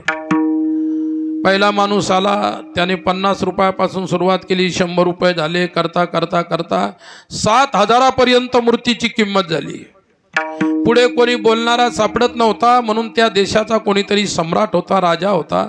त्याच्याही कानावरती मूर्तीची वार्ता गेली. बोले साहब आपने जत्रा में अपने यात्रा में ऐसी मूर्ति आई हुई है, यदि हम राजभवन में रखेंगे तो राजभवन की इस प्रकार से महिमा बढ़ेगी. इतनी सुंदर मूर्ति है. राजा म्हणाला चला आपण घेऊ. राजाही सुद्धा गेला मूर्ती घेण्यासाठी. मूर्ती घेण्यासाठी गेल्यानंतर राजा ने विचारलं भैया मूर्तिकार कैसी दिया मूर्ति. बोले साहब मैं आपके देश का नमक खाता हूँ. बोले मैं झूठ नहीं बोलूंगा आपसे. 7,000 तक इस मूर्ति की कीमत गई हुई है. इसके आगे यदि आपको लेना है तो बोल सकते हैं.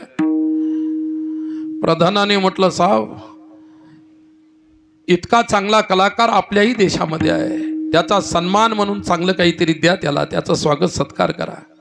राजाने सांगितलं कलाकार मूर्तिकार 7,000 तुला त्या ठिकाणी लोकांनी म्हटलं आहे आणि मी हे 11,000 रुपये तुला देतो, मला मूर्ती देऊन टाक. तेवढ्यामध्ये एक बाजूला मनुष्य उभा होता. तो म्हणला मूर्तिकार मूर्ति लेने की तो मेरी भी इच्छा है.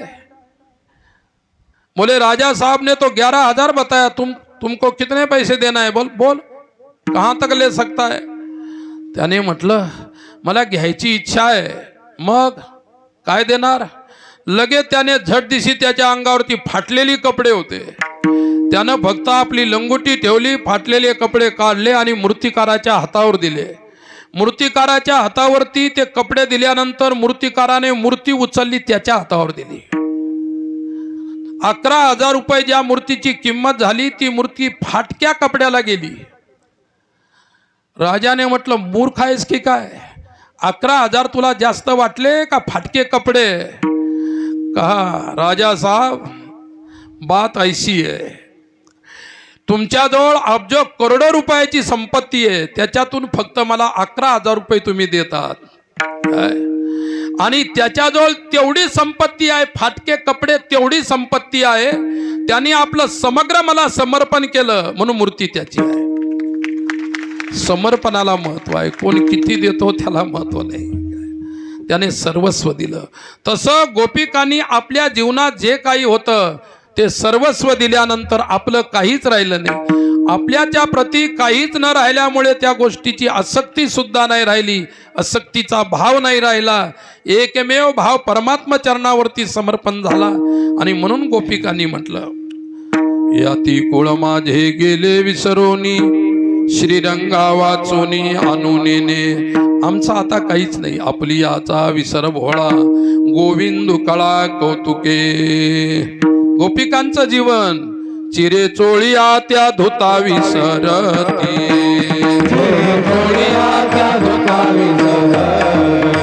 ऊर्ध्व लक्ष लागले कृष्ण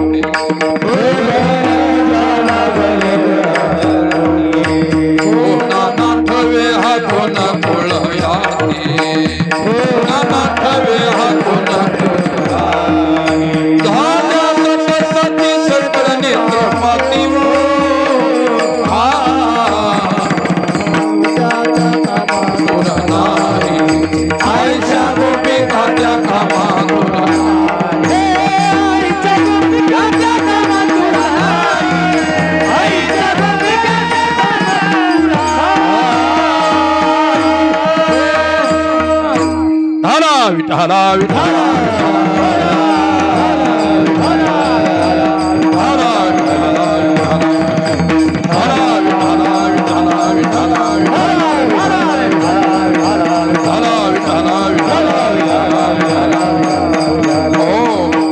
गोपिकांचं जीवन प्रपंचाची विस्मृती परमात्म स्मृती त्यांच्या जीवनामध्ये सदैव नांदली.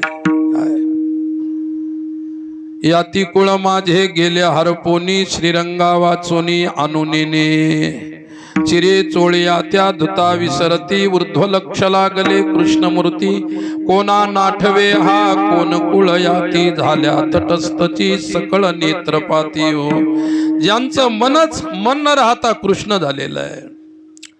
मन हे राम झाले राम झाले मन राम झाले राम झाले मन हे राम झाले राम झाले मन हे राम झाले प्रवृत्ती गासोनी कैसे निवृत्ती आले प्रवृत्ती गासोनी कैसे निवृत्ती आले मन हे राम झाले मन हे राम झाले राम झाले हो. मन हे राम झाले प्रवृत्ती ग्रासोनी कैसे निवृत्तीसी आले. प्रवृत्ती म्हणजे प्रपंचाची विस्मृती झाल्यानंतर केवळ भगवत स्मृतीची जागरण होत असतं. आणि हे गोपिकांचं जीवन आहे. ज्यावेळी गवळणीचा एक प्रसंग तुम्हाला सांगतो. एका घरामध्ये सकाळी सकाळी सासू सुनेचा झगडा लागला. सून सासूला बोलू लागली, सासू सुनेला बोलू लागली. जुन्या काळामध्ये सासू किती बोलली तरी सून शांत राहायची, कारण तिचा सासूच्या प्रती एक आदर असायचा. आदर नसला तरी त्या ठिकाणी लोकांची वहिवाट तशी होते, तसं चालायचं. काहीच नाही. सासू म्हणाली, हे बघ. सुनेनंच अगोदर तिला जाऊन म्हटलं, सासूबाई आपल्या नैका राजनातलं पाणी संपलेलं आहे. पूर्वी पाणी साठवण्यासाठी घरापुढे एका ओट्यामध्ये मोठा माठ असायचा, रांजण म्हणायचे त्याला. तो गाडलेला असायचा, त्याच्यात पाणी भरून ठेवायचं आहे की नाही. आणि उन्हाळ्यामध्ये ते इतकं थंड पाणी असायचं, लक्षात घ्या, तुमच्या फ्रीजच्याही पाण्यापेक्षा कितीतरी स्वादिष्ट आणि थंड सुंदर, कोणती बाधा होणार नाही. काय मग ती सून म्हणाली, सासूबाई आपलं नाही का पाणी संपलेलं आहे. पाणी संपलेलं आहे मला सांगतेस? अगं पाणी संपल्यानंतर आणून त्याच्यामध्ये भरावं लागत असतं, लक्षात घे. इतकंही कळत नाही का? आणि तुझ्या आईनं एवढं शिकवलं नाही का? तिच्या आईकडे जायचं हिला काही गरज नव्हती, आहे की नाही. पण सासू होती ती. विठ्ठला विठ्ठला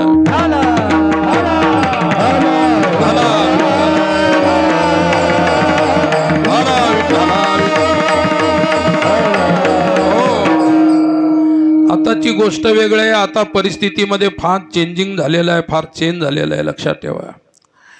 आता बिचाऱ्या त्या सासू असतात चुपचाप एखाद्या मांजरीसारख्या बसतात आणि सुनाईचं राज्य आहे. काही दिवस त्यांचं राज्य होतं, आता तुमचं राज्य आलं. होतच असतं, आहे की नाही. एक दिवस सासूचं राज्य होतं, आता सुनाचं आलं. कोणाचं राज्य कधी येईल सांगता येत नाही. विठ्ठला विठ्ठला विठ्ठला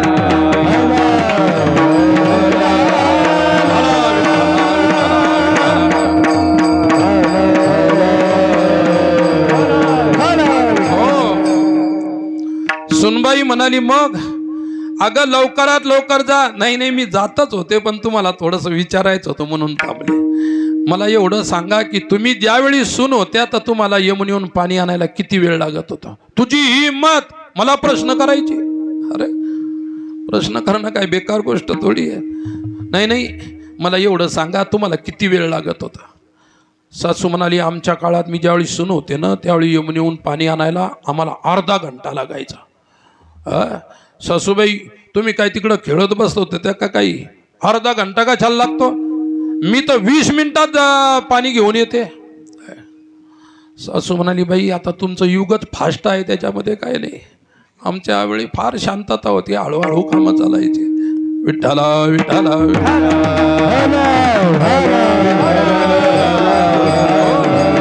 अरे त्या काळामध्ये आम्ही सुद्धा पाहिलं, एकदा पाहुणा आला की जबरदस्ती घरून काढून द्यावं लागायचं, इतकं शांत काम होतं, आहे की नाही. पाहुणे बा आता बरेच दिवस झाले, किती दिवस राहायचं, आहे की नाही. आणि पाहुणा म्हणजे आला की नो टेन्शन असायचा तोही सुद्धा. आता प्रत्येक पाहुण्याच्या मस्तिष्कामध्ये टेन्शन आहे, प्रत्येक व्यक्ती टेन्शननं भरलेला आहे.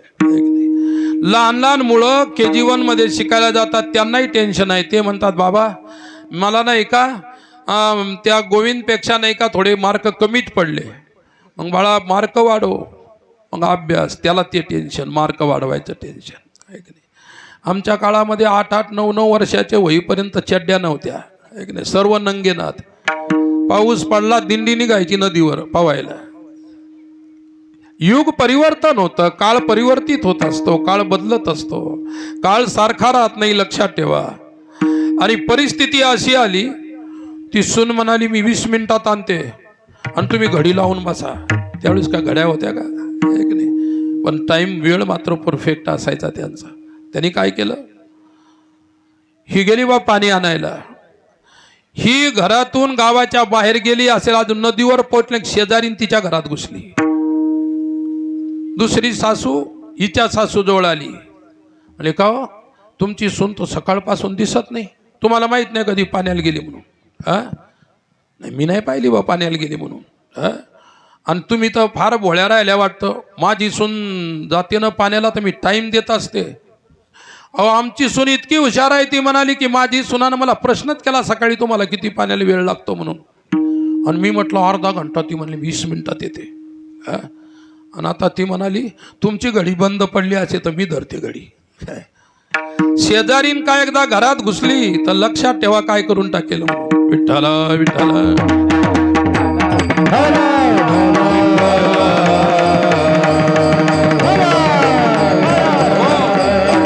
अगोदर प्लॉटचा कोष पाहिल्यापेक्षा शेजाऱ्याचा कोष पाहिला पाहिजे, शेजाऱ्या कोणत्या कोशामध्ये राहतो. माणसं म्हणतात हा तिरपा प्लॉट आहे, याच्यामध्ये कोश आहे, कोशातल्यामध्ये भानगडी असतात. अगोदर शेजारी पाहून घर बांधायचं. शेजारी जर शांत असेल, चांगला असेल तर तुमच्या घरामध्ये शांती आली. ती दुसरी बाई ती म्हणे तुमची सून म्हणे पाण्याला गेली आणि किती वेळ दिला, मी अर्धा घंटा म्हटलं, ती माझ्यापेक्षा फास्ट आहे, ती म्हणली 20 मिनिटात येते. अहो तुम्हाला काही डोकं वगैरे आहे की नाही, 1 घंटा झाला ना, आता काय 20 मिनिट सांगू लागले, 1 घंटा झाला तिला जाऊन, तू पाहिलं काय. आणि ती म्हणे माझा कोणता धंदा आहे, माझ्या सुनापुढं माझं काही चालत नाही म्हणून मी दुसऱ्याच्या सुना पाहत असते. ती बाई म्हणाली. आणि ती गेली पाण्याला. ती पाण्याला गेल्यानंतर या दोघीच्या गप्पा. आणि इतका वेळ झाला. आणि बाई माझ्यासारखी जर असती ना तर आली असती, तिच्या पहिल्या पोटऱ्या शेकल्या असत्या चांगल्या. इतका वेळ असतो का तुम्हाला, 20 मिनिटं देऊन गेली आणि 1 घंटा होऊन गेला तरी तुम्ही शांत. आणि आपल्याकडून दम नसता निघला, दिलं तिला चेतून. विठ्ठल विठ्ठल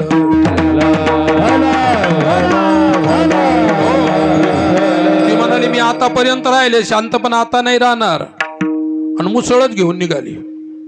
तिला यमुनेवरून नाही ठोकत आणली, नाही तिच्या पोटऱ्या शेकत आणल्या तर मला म्हणू नका. नाही, ती शेजारीन म्हणली मला हेच पाहायचं होतं, तुम्ही किती शांत आहे म्हणून. ती काय म्हणली मी इतकी शांत आहे काय. ही मुसळ हातात घेतली. आणि ती शेजारीन म्हणाली अहो मुसळ हातात घेतलंय बरं आहे, पण तिथं तुम्हाला कुठं वेळ आहे वरती धरायला आणि मारायला, आत्ताच वरती धरून घ्या. असं काय तो का जय श्रीरामचा झेंडा आहे का वरती धरायला. विठ्ठल विठ्ठल विठ्ठल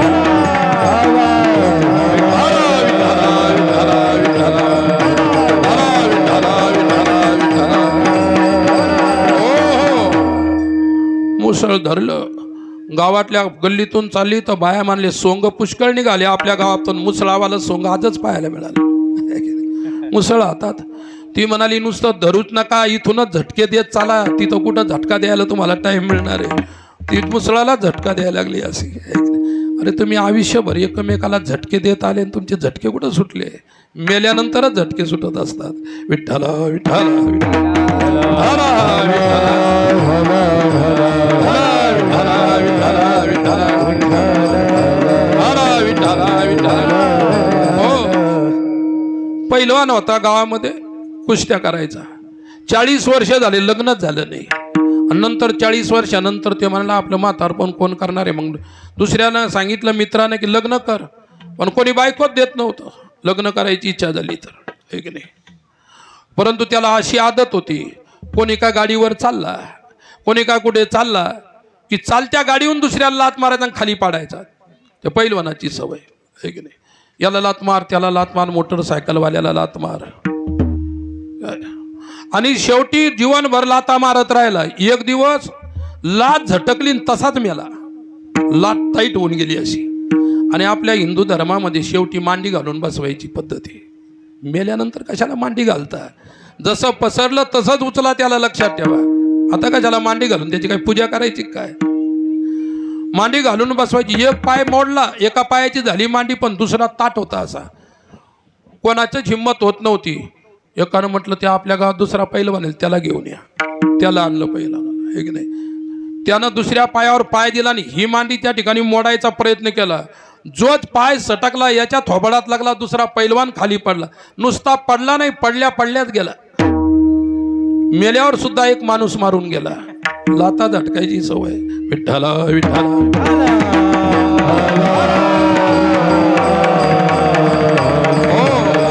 म्हणून लक्षात ठेवा, दुसऱ्याला झटके दिले तर तुम्हाला कोणीतरी एक दिवस झटका देणारच आहे, लक्षात ठेवा. म्हणून मनुष्याने सावध राहिलं पाहिजे, माणसासारखं वागलं पाहिजे, मला एवढं सांगायचं. आणि ही मुसळावाली बाई सासू गेली वा. आणि तिकडं भगवान श्रीकृष्ण कुठे, यमुनेच्या तीरावर. त्रिभंगी देहुडा ठाण मांडून माये, त्रिभंगी देहुडा ठाण मांडून माये. कल्पद्रुमातळी वेणू वाजवित आहे, कल्पद्रुमातळी वेणू वाजवित आहे.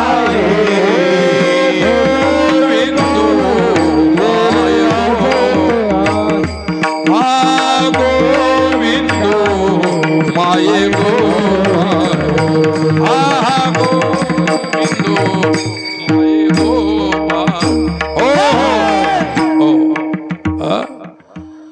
भगवंत यमुनेच्या तीरावरती सर्व गोपिकांच्या मध्ये आणि ती रासक्रीडा चालू होती. आणि सकाळी गेलेली 20 मिनिटावाली सून मस्त ताल धरून नाचू लागली त्या याच्यामध्ये. कशात, त्या बाकीच्या गोळणीमुळे काय. आणि सासू गेली. आणि सासू गेल्यानंतर भगवंत जिथं राज करायचे तिथे अशी एक रेषा गोल रिंगण करायचे. आणि त्या रिंगणात जी येईल ती नाचल्याशिवाय राहणार नाही काय.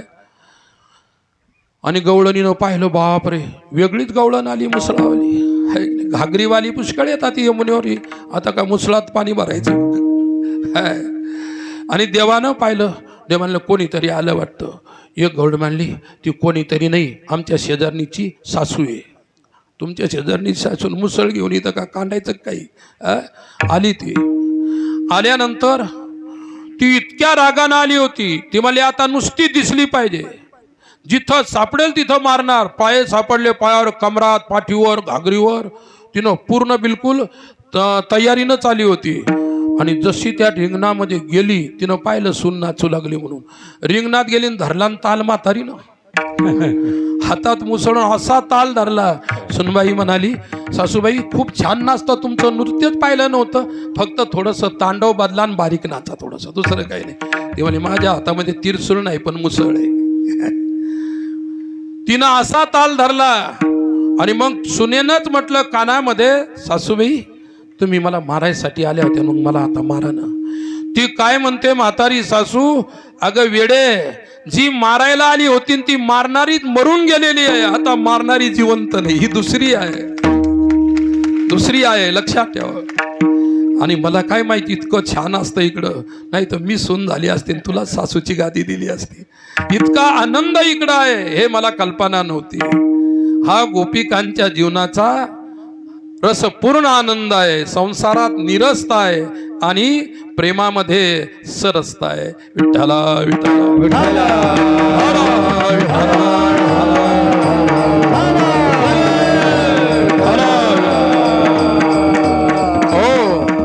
नित्यानंदा पुढे आनंद तो कोण, विषय सुखबाई बापुढे ते चीन, येथे नजरेची वैकुंठ सदन, शेषशायी त्रिकुट भुवन. ओ तो नित्यानंद होता, विषयानंद वेगळा आहे. आणि नंतर सासूबाई म्हणाली, काय मला क्षमा करा, सून म्हणते 20 मिनिट ओलांडून 3 घंटे झाले, मला क्षमा करा. काय ते म्हणले 3 घंटे नाही, 3 वर्ष जरी तू इथं राहिली तरी मी तुला आता कधीच काही म्हणणार नाही. मला या प्रेमाचा स्पर्श अजूनही झाला नव्हता, मला आता काही शिकू नका. किती वो शिकवा, किती वो शिकवाल माझा वेळोवेळा, किती वो शिकवाल माझा वेळोवेळा, तुझे बयान माझा वेळोवेळा, तुझे बयान माझा वेळोवेळा, किती वो शिकवाल माझा वेळोवेळा, किती वो शिकवाल माझा वेळोवेळा, तुझे बयान माझा वेळोवेळा, तुझे बयान माझा वेळोवेळा, मी तया गोवळा राखलीये, मी तया गोवळा राखलीये, किती वो शिकवाल माझा वेळोवेळा, किती वो शिकवाल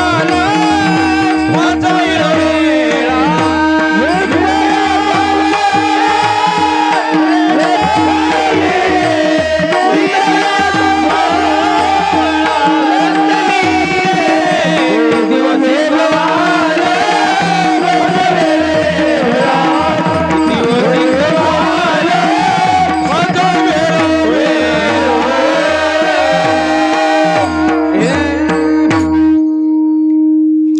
किती ओ शिकवाल मज वेळोवेळा, मी तया गोवळा रातलिये. मी त्या गोविंदाशी समरस झालेली आहे, त्याच्याशी तल्लीन झालेली, एकरूप झालेली आहे.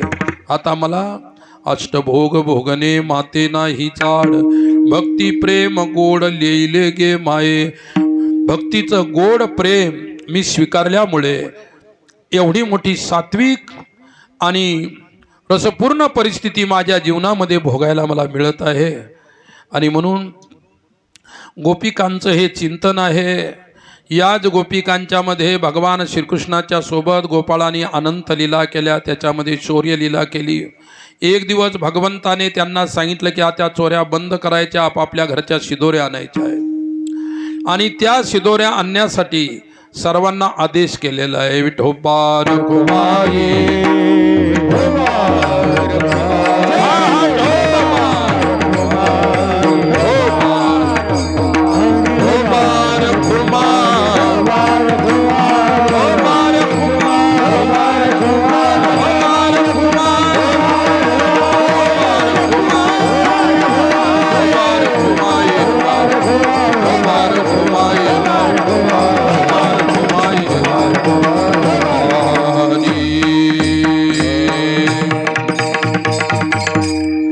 खडकी सोडिल्या मोठा, हरीचा दैकाला गोमटा. घ्या रे दही भात, आम्हा देतो पंढरीनाथ. आदी आदी सर्व गोपाळांनी आपापल्या घरच्या शिदोऱ्या आणल्या आणि गायी कुरणामध्ये चारण्यासाठी लावून दिल्या. यमुनेच्या पवित्र वाळवंटामध्ये गोकुळामध्ये जो काला झाला तोच काला आपल्याला आता आपल्या या कोथळ्याच्या आश्रमामध्ये सुद्धा करायचा आहे. पुष्कळ वर्णन करायसारख्या गोष्टी आहेत, पण वेळ मात्र संपून गेलेला आहे. विठ्ठला विठ्ठला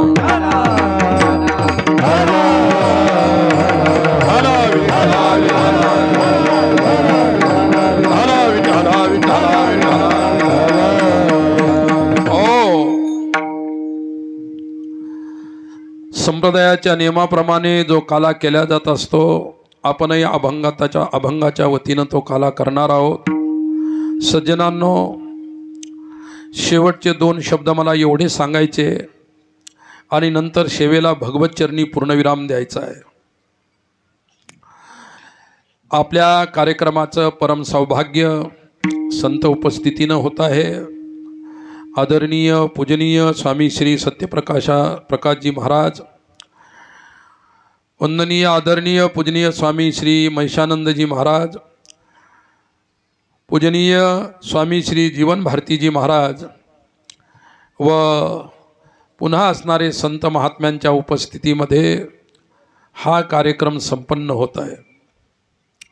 आजच्या कार्यक्रमासाठी आवर्जून आपल्या परभणी जिल्ह्याचे तुमचे सर्वांचे चाहते लाडके खासदार माननीय श्री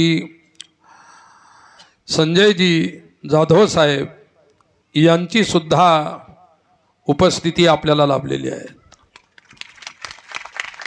साहेब आहे, साहेबांचे कार्यकर्तेही त्यांच्या सोबत आहेत. सज्जनांनो,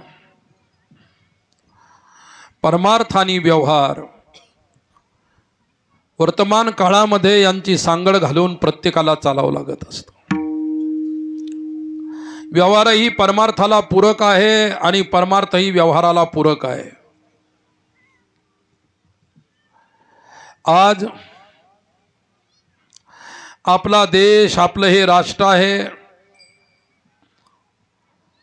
ज्यावेळी मी स्वतः अयोध्येला होतो, आता मलाही सुद्धा राम मंदिर ट्रस्टच्या वतीनं VIP निमंत्रण होतं. आपल्या जिल्ह्यातून आदरणीय पूजनीय स्वामी मनीषानंद पुरीजी महाराज, हरिभक्त परायण अच्युत महाराज हे दोघं होते. स्वामी मनीषानंद पुरीजी महाराजांची अचानक तब्येत बिघडल्यामुळे ते काही तिथं उपस्थित राहू शकले नाही, परंतु श्री हरिभक्त परायण अच्युत महाराज मात्र तिथे होते. त्यांनी माझी सुद्धा भेट घेतली. आमचे तिथे भेटीगाठी झाल्या. आमच्याही जिल्ह्यातून 3-4 महात्म्यांचा नंबर होता, त्यापैकी माझाही नंबर होता. कारण आमच्या नागपूरला विश्व हिंदू परिषद असेल, RSS असेल, यांची मेन ऑफिस आहे आणि तिथून सर्व राष्ट्राचं संचलन ते चालवत असतात. तिथले जे अध्यक्ष होते त्यांनी स्वतः आश्रमावर येऊन मला आमंत्रित केलं. अयोध्येमध्ये असं दर्शन घडलं. तुम्हाला सर्व काही माहीत आहे, कोणालाही काही सांगायचं काही नाही, कारण TV आहे, चॅनल आहे, पेपर्स आहेत, एक नाही. हे सर्व माणसं पाहत असतात, शिकलेली माणसं पाहत असतात. मोबाईल आहे, त्याच्यावरती पाहिलं जातं. आम्ही ज्यावेळी औरंगाबादवरून निघालो आणि आमचं जे विमान होतं लखनौला होतं, लखनौला दिल्लीला होतं, दिल्लीहून लखनौला गेलो आम्ही. लखनौला आम्हाला तिथून गाड्या आल्या न्यायला. सर्वांना त्या ठिकाणी VIP गाड्या आल्या, लक्झरी गाड्या, त्याच्यामध्ये बसून अयोध्येला नेलं. अयोध्येमध्ये संत महात्म्यांना थांबण्यासाठी टेंट सिटी उभारली होती. टेंट सिटी, ज्याला तीर्थपुरम नाव दिलं होतं. त्या तीर्थपुरम जवळजवळ 100 एकर जमिनीमध्ये होतं. एका असे टँट बनवले होते, म्हणजे संपूर्ण पत्र्याचं हे बनवलं होतं, टँट बनवले होते. आणि त्याच्यामध्ये एक खोली बनवली होती, ज्या खोलीमध्ये संडास, बाथरूम, ब्रश, तेल, साबून, पावडर बरोबर काहीच न्यायची आवश्यकता नव्हती. इतकी स्टँडर्ड व्यवस्था होती. थंडी वाजू नये म्हणजे कॉट होते, गाद्या होत्या, पलंग होत्या, ब्लँकेट होते, सर्व काही व्यवस्था होती. हे राष्ट्र धर्मानं चालणारं राष्ट्र आहे. प्रत्येकाला आपला धर्म असतो. पक्ष कोणताही असू द्या, पार्टी कोणतीही असू द्या, प्रत्येक माणसं धर्माला मानणारी आहेत, असं लक्षात घ्या. पक्ष म्हणजे एक विचार असतो. पक्ष म्हणजे काही माणसं नसतात. त्या विचाराला घेऊन चालायचं, त्याला म्हणतात पक्ष. आणि असे अनेक लोक तिथं आले होते माझ्यासारखे. जवळजवळ भारतातून, भारताच्या बाहेरून साधू संत आले होते, सर्व आखाड्याचे महंत मंडलेश्वर होते आणि सर्व VIP लोक होते. काय त्या लोकांनी कशी बुद्धी चालवली, काय केलं, ते मोदीजी असतील, ते RSS असेल, ती विश्व हिंदू परिषद असेल, या ती BJP असेल, त्यांनी अशी बुद्धी चालवली की संपूर्ण राष्ट्रातले सेलिब्रिटीज, आध्यात्मिक सेलिब्रिटीज आणि इतर व्यावसायिक उद्योगपती असतील, सिनेमातले लोक असतील, वेगवेगळ्या व्यवसायातील असतील, वेगवेगळ्या याच्या असतील, सर्व त्या ठिकाणी प्रत्येक क्षेत्रातले मुख्य माणसं जमा केले. त्याच्यामध्ये आम्ही सुद्धा पाहत होतो आणि विशेषतः ही पाहायला मिळाली की राष्ट्रामध्ये समत्व आणि एकता कशी असावी त्याचं दर्शन झालं.